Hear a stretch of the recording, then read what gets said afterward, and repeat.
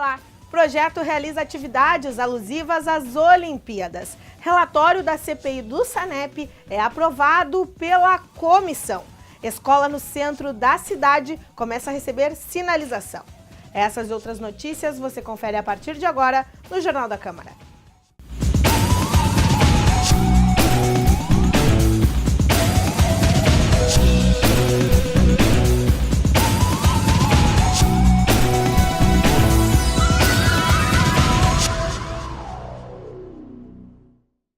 O vereador Roger Ney encaminhou proposição à Secretaria de Trânsito para melhorar as sinalizações nas imediações das escolas da cidade.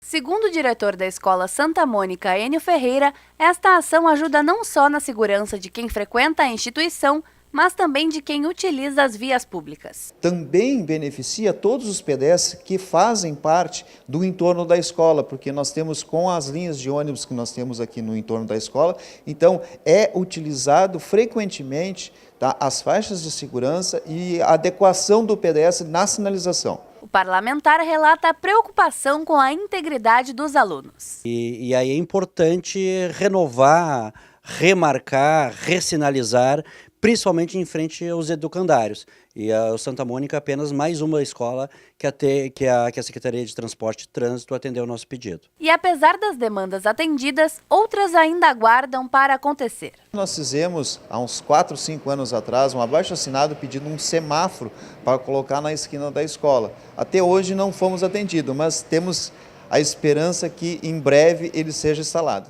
Relatório da CPI do SANEP é aprovado pela comissão. Para o vereador Marcos Cunha, há comprovações de negligência por parte da autarquia e ele comenta sobre a aprovação. Realmente o relatório está muito consistente, inclusive ele veio instruído com fotografias do local que chamam a atenção de qualquer um. As fotografias são chocantes, né? As fotografias dizem muito do que foi a prática e continua sendo, infelizmente, ainda hoje, a prática de negligência reiterada com relação à segurança coletiva dos trabalhadores do SANEP. Trabalhadores do SANEP que trabalham no setor de esgoto, que fazem esse trabalho de profundidade, né, de solo, eles saem para trabalhar correndo risco de vida, porque o SANEP não comprou até hoje equipamentos de segurança que são necessários para dar o mínimo de garantia para os trabalhadores. E ele diz ainda quais os encaminhamentos que vão ser feitos após a votação. Ministério Público do Trabalho, para o Ministério Público Estadual, para o CREA, vamos encaminhar para a Delegacia de Polícia, que tem um inquérito também civil aberto a respeito dessa morte, né? Foi a morte de um trabalhador. Então nós vamos encaminhar para todos esses órgãos e esperamos que daí para diante o trabalho se dê no âmbito judicial, né? Que o judiciário seja acionado pelo Ministério Público. A parte dos vereadores, que é fiscalizar e apurar aqui os erros, os vícios, né? E aqui as negligências todas que foram aparecendo ao longo dessa comissão parlamentar de inquérito, esse trabalho foi feito. E hoje pela manhã o relatório esteve nas discussões dos vereadores. E o repórter Matheus Muniz nos traz mais informações.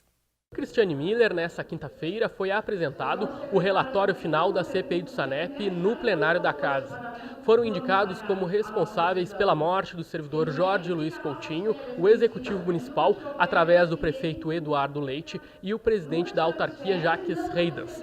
Nós conversamos com o presidente da CPI, Marcos Cunha, e ele destacou os pontos mais alarmantes da investigação.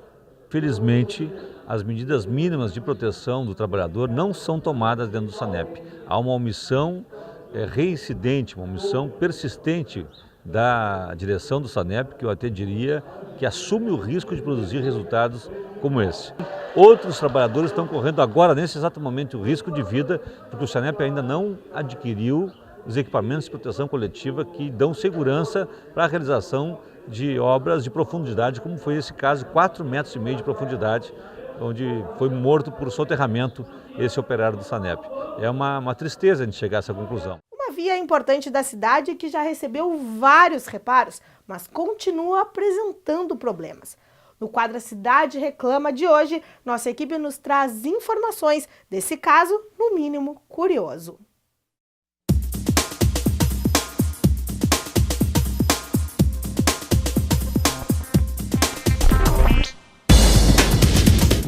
A A Fernando Osório, uma das principais avenidas da cidade, endereço de diversas empresas e instituições de ensino, permanece mesmo após diversas reclamações com calçamento irregular e esburacado.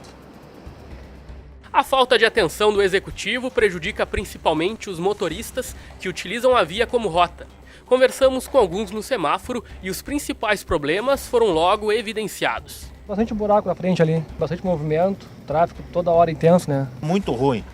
E acho complicado essa história de botar asfalto em cima da pedra. A pedra serviria para pavimentar áreas que não tem pavimentação. Deviam de retirar a pedra e depois botar o asfalto. Aqui tá complicado, tá bem, essa parte aqui da Fernando Osório tá bem triste, principalmente aquela rótula ali da Anhanguera ali. Em todas as falas, o mesmo sentimento.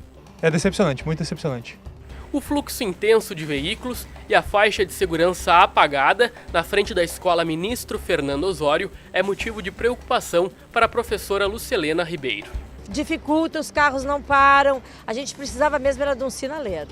Isso aí também gera uma insegurança para os alunos e para os professores, né? Com certeza. Eu, principalmente, tenho medo de atravessar. Sozinho eu não atravesso essa faixa aqui. Eu espero uma colega ou um grupo de alunos, se sozinho eu não atravesso. Enfrenta problemas na rua ou no bairro onde mora? Chame a redação da TV Câmara, 3222-1150. Nós queremos ouvir você.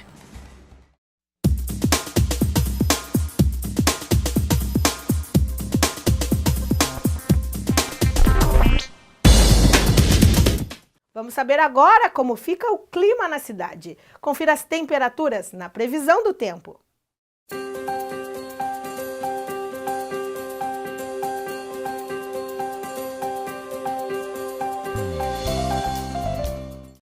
A quinta-feira começou nublada e com temperatura de 12 graus. Para agora à noite, a previsão é de tempo úmido, mas não deve chover e os termômetros marcam 14 graus. Já amanhã, o sol deve aparecer e a temperatura fica entre 10 e 18 graus.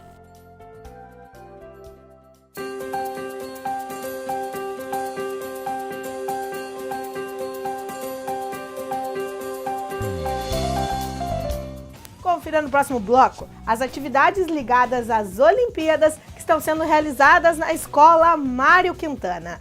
Nós já voltamos, fique conosco.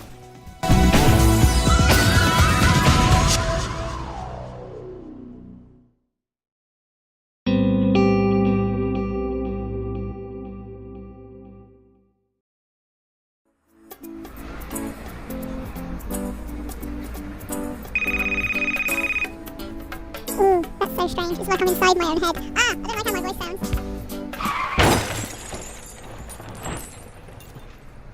O celular, quando utilizado no trânsito, tira a atenção do motorista e aumenta em até 400% o risco de colisões. Seja prudente, evite acidentes. Uma campanha TV Câmara Pelotas.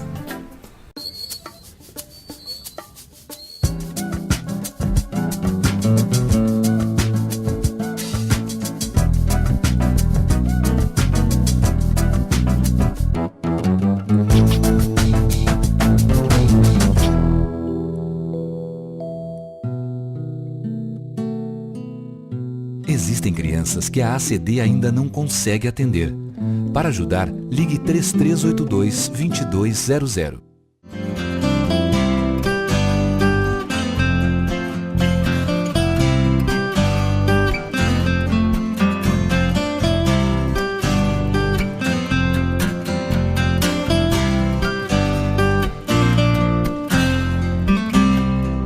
TV Câmara Pelotas, cada vez mais conectada com o cidadão.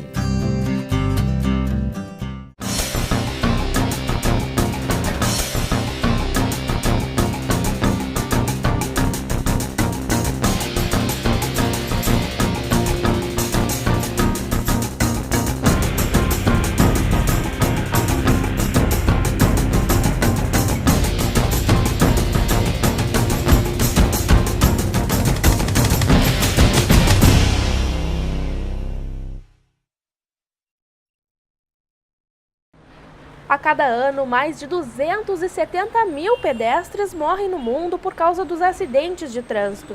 No Brasil, os índices são de quase 10 mil mortes no mesmo período. Crianças e idosos são a maioria entre as vítimas.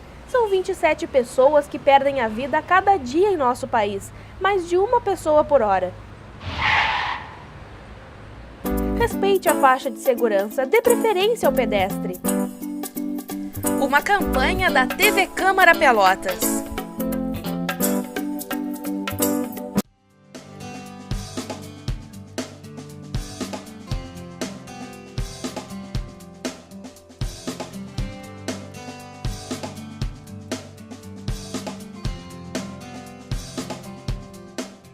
TV Câmara Pelotas, cada vez mais conectada com o cidadão.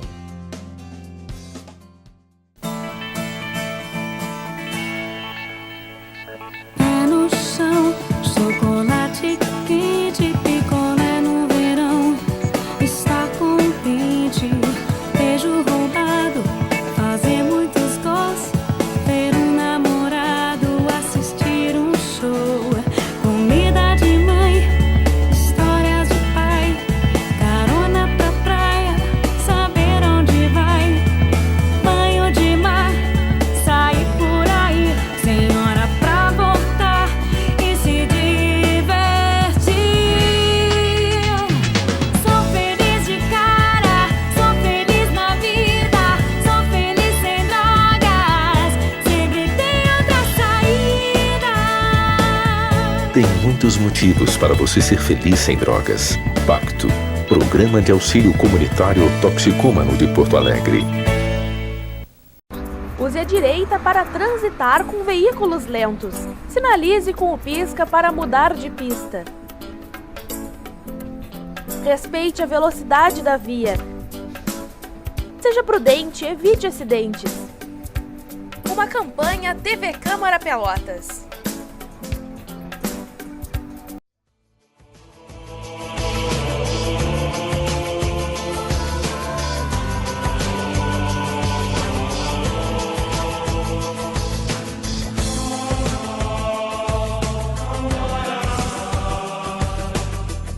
TV Câmara Pelotas, cada vez mais conectada com o cidadão.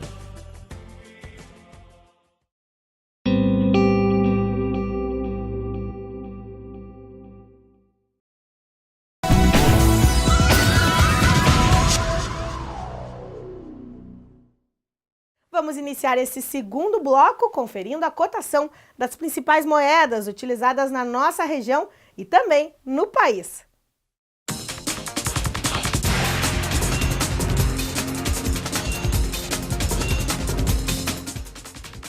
O dólar opera em alta nesta quinta-feira em 0,50% e fica comercializado a R$ 3,14. Da mesma forma, o euro valorizou em 0,34% e fica cotado a R$ 3,51. O peso uruguaio segue da mesma maneira, teve uma valorização de 0,15% e fica a 10 centavos.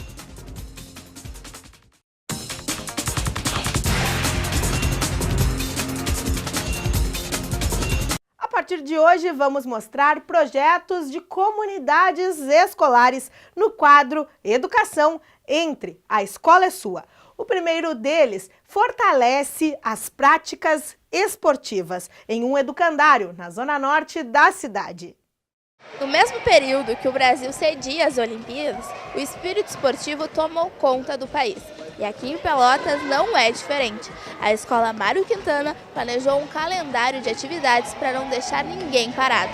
O coordenador de esportes, Eduardo Folha, explica o que motivou a realização do projeto Mário Quintana Olímpico, que envolve toda a comunidade escolar. A gente montou um projeto aqui dentro da escola de baby, que são os alunos de 2 e 3 anos, até os alunos do ensino médio, que eles possam passar pelo máximo de modalidades esportivas, que eles possam vivenciar isso, possam ver nas Olimpíadas os atletas de alto nível realizando e possam ter vivenciado isso dentro da escola. E não para por aí. Ele fala da possibilidade de disseminar o esporte paralímpico, que também está presente no cronograma de atividades da escola. Eu acho que é uma maneira de a gente fazer o nosso aluno entender um pouco que o aluno, que a pessoa com deficiência, ela também pode praticar uma atividade, né? Então, que o nosso aluno possa se colocar nessa situação possa vivenciar isso, possa conhecer o esporte, que possa entender quando o esporte é realizado no alto nível. O professor de Educação Física, Eugênio Lopes, comenta o desafio em oferecer aos alunos a prática de esportes adaptados. Fazer com que os alunos entendam a necessidade de que todos nós temos as nossas diferenças, então a gente acaba conseguindo levar isso durante as nossas aulas, durante as nossas vivências esportivas também, que a gente trabalha com vivências esportivas fora no período extracurricular também, tendo esse entendimento maior em relação às diferenças, uma compreensão muito grande e acaba que a convivência entre eles e o respeito em relação a essas diferenças acaba sendo muito maior. Em outro momento, a professora de ginástica artística da escola conversou com as crianças sobre a carreira e a passagem da tocha olímpica pela cidade. Como é uma coisa que não acontece toda hora na vida das pessoas, muito assim como na minha, é uma coisa que fica bastante marcante. Então é interessante passar essa experiência e dizer o quanto foi legal, né, estar lá presente, estar representando, né, a cidade, estar acendendo a pira. Ana também salientou que os Jogos Olímpicos no Rio e os da escola proporcionam novos conhecimentos. Participarem das atividades escolares, das atividades esportivas, quando tem os eventos, né, os campeonatos da escola, representar a escola e não só, né, isso é acompanhar para a vida toda. E é claro, né, que está por dentro do momento que está acontecendo no Brasil, que é a Olimpíada no Rio de Janeiro. Acompanhar na televisão, estar por dentro, estar torcendo, né, poder ter a oportunidade de conhecer outras modalidades esportivas que às vezes a gente não tem a oportunidade de praticar e vivenciá-las.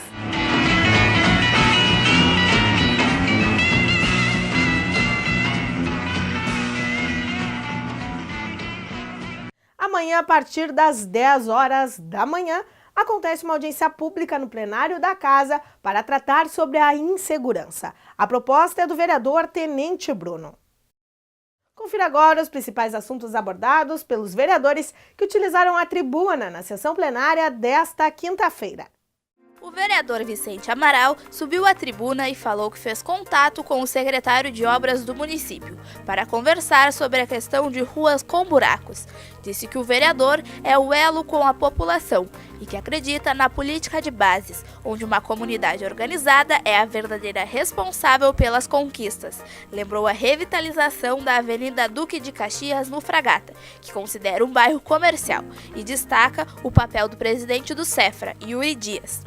O vereador Tenente Bruno usou a tribuna para falar da necessidade de segurança pública de qualidade. Disse que os agentes precisam ter condições mínimas de trabalho. Lembrou o caso do estudante baleado na área do Porto.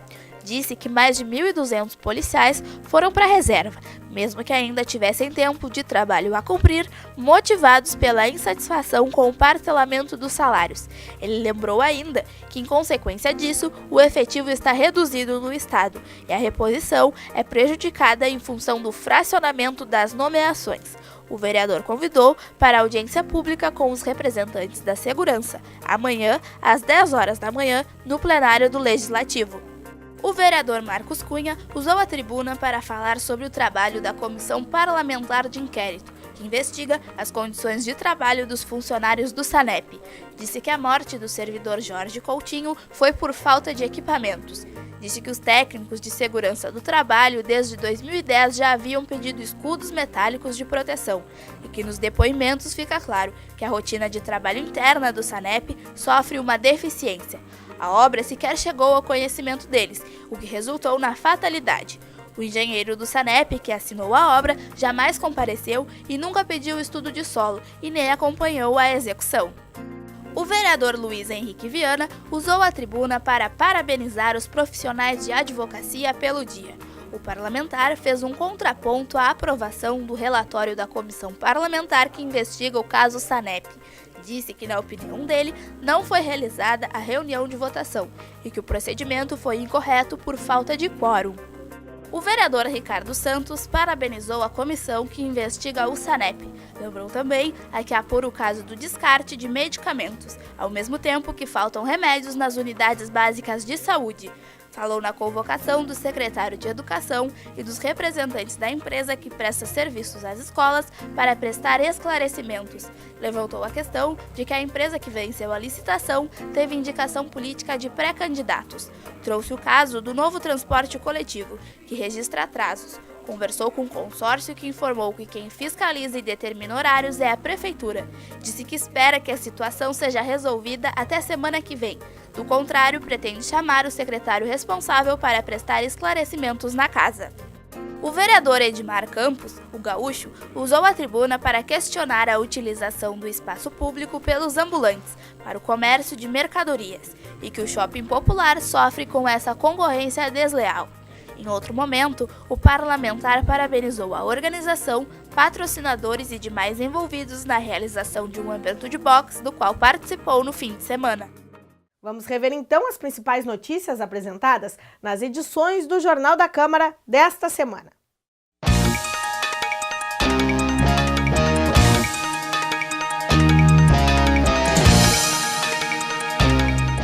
Você conferiu o seminário realizado na Universidade Católica de Pelotas, alusivo aos 10 anos da Lei Maria da Penha. A plenária da Frente Parlamentar da Assembleia Legislativa em defesa do serviço público. A palestra que mostrou a experiência de um professor que é referência nas artes marciais. Mostramos também a audiência pública, que homenageou os 42 anos do Comando Regional de Polícia Ostensiva Sul. Mais uma reunião que discutiu as demissões de funcionários da limpeza escolar da rede pública. E ainda a homenagem para profissionais da Delegacia da Mulher e Patrulha Maria da Penha pelas atuações nas ocorrências de violência doméstica.